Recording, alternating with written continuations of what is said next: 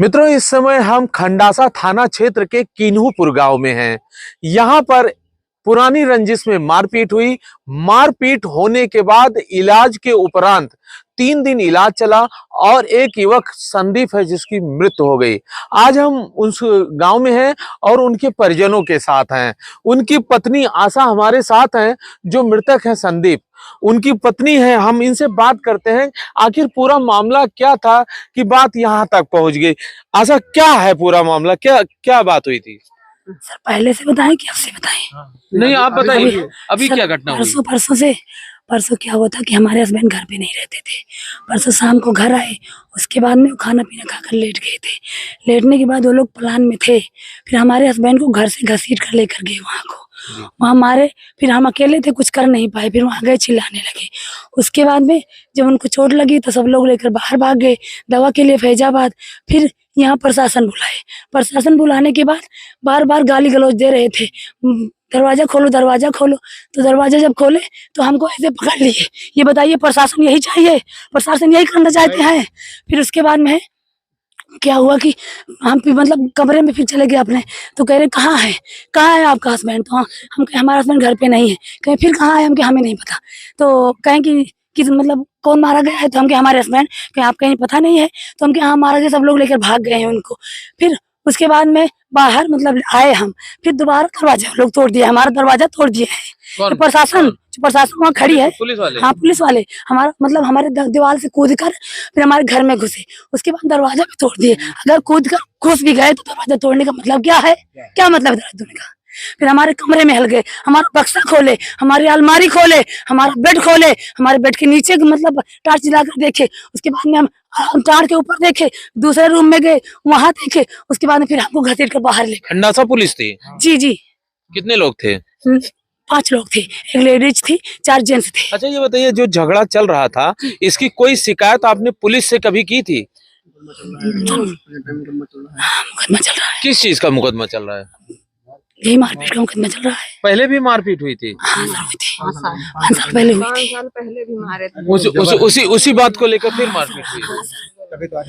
वही तो खाद मतलब हो गया हादसा। मनोज ने शिकायत किया, उनकी शिकायत पर पुलिस आपके घर आई? अरे उनके भाई छोटे राकेश है ना, वो प्रशासन मतलब हमारे घर पकड़ के लेकर बताया जीसीबी बुलाकर इनका घर खुदवा दो, इनका घर खुदवा दो, लोग रहेंगे कहाँ? अच्छा, ये बताइए, मारपीट में क्या उनके पक्ष को भी चोट लगी थी? नहीं सर, उनके पक्ष को चोट नहीं लगी, तभी तो भागे हैं घर से। अगर चोट लगी होती तो यहाँ ना होते। फिर पुलिस आपके घर पर दबिश क्यों दे रही थी? आपके घर को क्यों कंगाल रही थी? अगर वो चोटिल नहीं थे तो? सर वो लोग पैसा दिए थे, वो लोग पैसा देती थी प्रशासन। जोर से बोल। वो लोग पैसा देती थी प्रशासन को।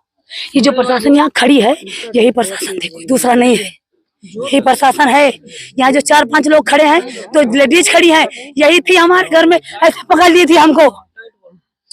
ये आशा है, मृतक संदीप की पत्नी है। पुरानी रंजिश में मारपीट हुई। मारपीट के दौरान जब ज्यादा घायल हो गए संदीप तो उनको लखनऊ ट्रामा भेजा गया, जहां पर उनकी तीसरे दिन मृत्यु हो गई।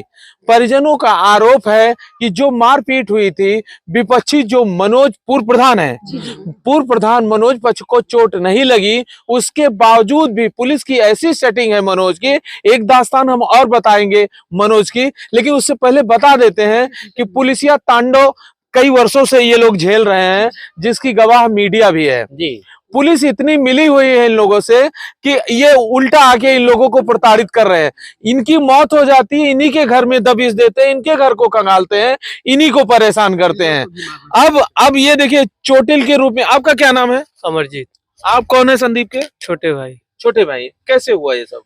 ये उन्हीं सब लोग ने मारा। जब संदीप भैया को मारे तो हम लोग उनको छुड़ाने गए, बचाने के लिए उनको मार दिए, फट गया और गिर गए। तो हम लोग उनको उठाने के लिए गए तो फिर हम लोग को भी वार हुआ। क्या लोग थे वो लोग? वो लोग कम से कम 10 लोग थे। 10 लोग? पूरा फैमिली लेके। मनोज का पूरा परिवार था? पूरा परिवार उनका। और अच्छा, किस चीज से मार रहे थे वो लोग? वो लोहे के राड लिए थे और डंडा लिए थे और लाठी लिए थे। क्या नाम है आपका? अमरजीत कुमार। अमरजीत। आप चोटिल की संख्या वहीं पर खत्म नहीं होती, एक और चोटिल हमारे साथ। भैया क्या नाम है? आप संदीप के कौन है? बड़े भाई ओम प्रकाश। क्या नाम है आपका? ओम प्रकाश। आपके साथ कैसे घटना घटी? वही घटना, वो लोग आए मारने लगे, उसके बचाने में हमको भी मारे और बेहोश हो गए संदीप। उनको लेके हम गए जिला अस्पताल, वहां से ट्रांसफर हुआ, फिर लेके गए लखनऊ, वहाँ इलाज चला। सुबह कल शाम 4 बजे डेथ हो गया उनका।